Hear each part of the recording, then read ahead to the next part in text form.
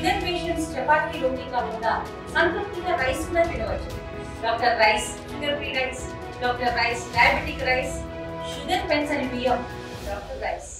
చాలా విషయాలు తెలుసుకోవడం జరుగుతుంది. ఇంకా తెలుసుకోవాల్సినవి కూడా చాలా ఉన్నాయి. ముఖ్యంగా ఇక్కడ గత 2 వారాల నుంచి గమనించిన దాంట్లో ఏవైతే మనకు ప్రత్యేక అధికారులు కావచ్చు, విఐపి ప్రోటోకాల్ కావచ్చు, ముఖ్యంగా సాధారణ భక్తులు మాత్రం చాలా ఇబ్బంది పడుతున్నారనే ఉద్దేశంతో, అదేవిధంగా మనకు ప్రతిరోజు అమ్మవారికి మహా నివేదన మరియు శుద్ధి కార్యక్రమం జరుగుతుంది. కాబట్టి ఆ క్రమంలో చాలామంది చంటి బిడ్డలతోటి వచ్చిన భక్తులు, వృద్ధులు, వికలాంగులు వాళ్ళు గంటల తరబడి క్యూలో వేచి ఉంటారు. ఆ యొక్క అంశాలన్నింటినీ దృష్టిలో పెట్టుకొని 11:30 నుంచి 1:30 వరకు విఐపి బ్రేక్ దర్శనం ఏదైతే ఉంటుందో విఐపి వాళ్ళకు అవి ఖచ్చితంగా మనము దాన్ని కొద్దిగా క్రమబద్ధీకరించడం జరిగింది. ఇది మీ ద్వారా ప్రతి ఒక్కరికి కూడా తెలియజేయడం జరిగింది. ఇది నేను గమనించింది. రెండో ఇంకో ఇంపార్టెంట్ ఏంటంటే, అన్ని దేవాలయాలకు ఒక ఎత్తైతే మన దేవాలయానికి సంబంధించి ఇంద్రకీలాద్రి పైన పార్కింగ్ సమస్య ఉంది. ఈ పార్కింగ్ సమస్యను మనం బయటపడాలంటే మనకు హోల్డింగ్ ఏరియా, సీతమ్మ పాదాల వారి దగ్గర హోల్డింగ్ ఏరియా ఉంది. అక్కడ దాదాపు 4 ఎకరాల స్థలం ఆల్రెడీ మనం తీసుకొని అక్కడి నుంచి బస్సెస్ కూడా మనం ఏర్పాటు చేయడం జరిగింది. ఇటువైపు టువర్డ్స్ మనకు టీటీడీ స్థలం ఏదైతే 2 ఎకరాలు ఉందో అక్కడ కూడా మనకు పున్నమి ఘాట్ ఉంది. అక్కడ నుంచి కూడా బస్సెస్ మనము ఏర్పాటు చేసుకోవడం జరిగింది. సో ఏ సుదూర ప్రాంతాల నుంచి వచ్చిన భక్తులు ఈ యొక్క ప్లేసెస్ ఏవైతే ఉన్నాయో అక్కడ వారి యొక్క వాహనాలను పార్క్ చేసుకున్న తర్వాత వారికి ఓపిక ఉంటే బస్సుల్లో వచ్చి అమ్మవారి దర్శనం చేసుకోవాల్సిందిగా మీ ద్వారా అందరికీ రిక్వెస్ట్ చేయడం జరుగుతుంది. అదేవిధంగా మనకు దేవస్థానంలో ముఖ్యంగా మనకు నవగ్రహాల మంటపం పునఃప్రతిష్ఠ అనేది చేస్తున్నాము. అది 3, 4, 5వ తారీఖులో మన వైదిక కమిటీ వారి ఆచార సాంప్రదాయాలు ఏవైతే ఉన్నాయో వాటిని అన్నింటినీ కూడా పరిశీలన చేసుకొని వారి యొక్క ఆధ్వర్యంలో వాటిని కూడా పునఃప్రతిష్ఠ అనేది కూడా 5వ తారీఖుతో కంప్లీట్ చేసేసి మనకు నవగ్రహ మంటపం కూడా అందుబాటులోకి తీసుకురావడం అనేది జరుగుతుంది. ముఖ్యంగా మనకు developmental activities, civil works, engineering works తీసుకుంటే మనకు అన్నదాన సత్రము, లడ్డు పోటు, అదేవిధంగా పైన కొండ మీద వచ్చేసి ముఖ్యంగా మనకు ఈ పూజలకు సంబంధించినవి ఉన్నాయి. మహామంటపం అని పెద్ద 2 ఫ్లోర్లలో గ్రౌండ్ ఫ్లోరు మరియు ఫస్ట్ ఫ్లోర్ కట్టడం జరిగింది. ఈ పూజా మందిరం వచ్చేసి ఇంకొక 2 వారాల్లో దానికి అందుబాటులో తీసుకురావడం జరుగుతుంది. దసరాలోపు లడ్డుపోటు, అన్నదాన సత్రం కూడా మనము అందుబాటులోకి అంటే వినియోగించుకోవడానికి అందుబాటులో తీసుకురావడం అనేది జరుగుతుంది. ఇవన్నీ కూడా మనము యుద్ధ ప్రాతిపదికన ఇక్కడ ఉండే సంబంధిత అధికారులందరి సమక్షంలో యుద్ధ ప్రాతిపదికన వచ్చిన భక్తులందరికీ కూడా ఎటువంటి ఇబ్బంది లేకుండా చేయడం కోసం ప్రతిరోజు కూడా పర్యవేక్షణ చేయడం అనేది జరుగుతుంది. ఇవి మేజర్గా మనము మీతో డిస్కస్ చేసుకోవాల్సిన అంశాలు. అదేవిధంగా మనకు భక్తులు ఏదైతే పుణ్యస్నానాలు చేసే దుర్గా ఘాట్ ఏదైతే ఉందో ఆ దుర్గా ఘాట్ను కూడా రైట్ సైడ్కు విస్తరించడానికి కూడా సంబంధిత అధికారులతో కూడా మాట్లాడడం అనేది జరిగింది. దానితో పాటు ఎక్కడికక్కడ అన్ని కౌంటర్లలో మనకు టెక్నాలజీని ఉపయోగించి యూపీఐ ద్వారా, క్యూఆర్ కోడ్ ద్వారా స్కానర్స్ అన్నీ కూడా విరివిగా వాటి ద్వారా కూడా మనము ఇక్కడ ట్రాన్సాక్షన్ జరిగేటట్టు కూడా చర్యలు తీసుకోవడం అనేది జరిగింది.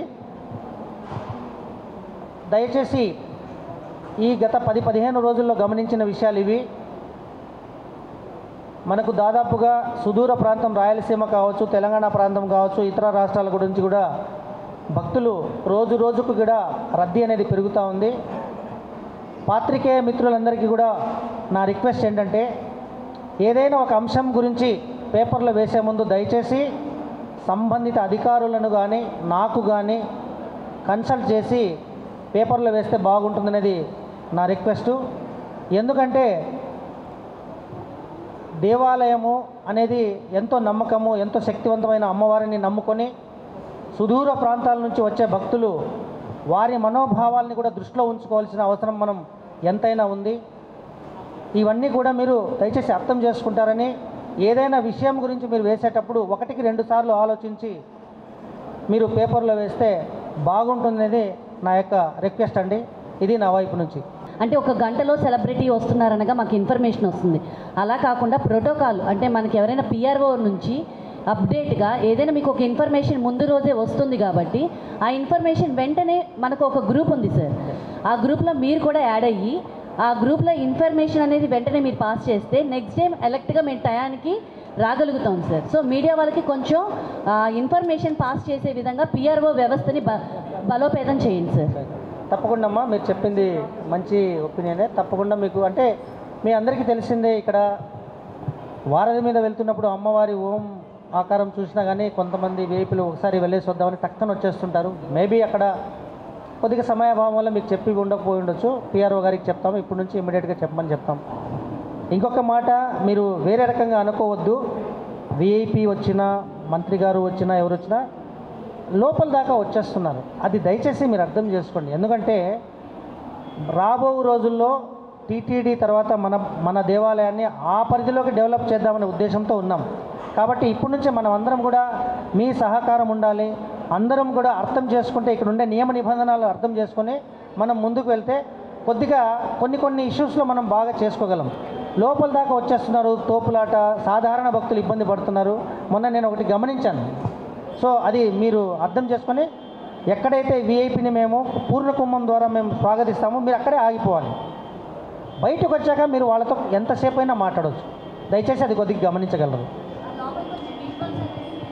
తప్పకుండా ఇస్తాం, మా దగ్గర ఉన్నాయి, వీడియోస్ ఇస్తాము, ఫొటోస్ ఇస్తాము, అన్నీ ఇస్తాం మేము. ఇబ్బంది లేదు. అప్పటికప్పుడే మా వాళ్లకు సీరియస్గా చెప్పి ప్రెస్కి ఇది ఇమ్మీడియట్గా రిలీజ్ చేసేయండి అని చెప్తాం.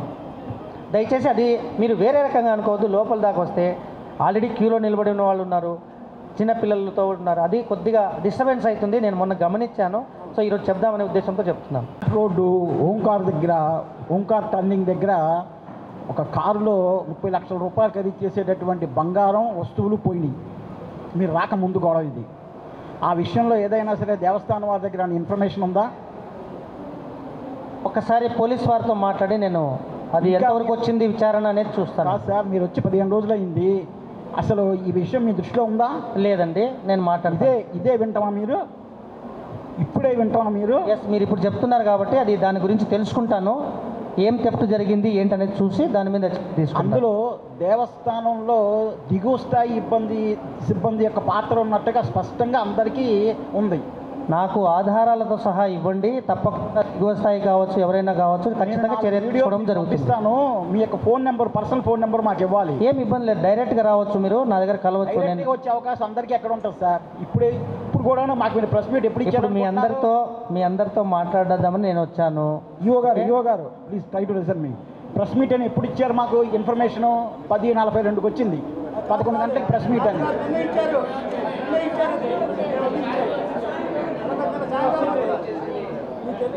పర్వాలేదు, వారికి తెలియకపోవచ్చు. వదిలేండి.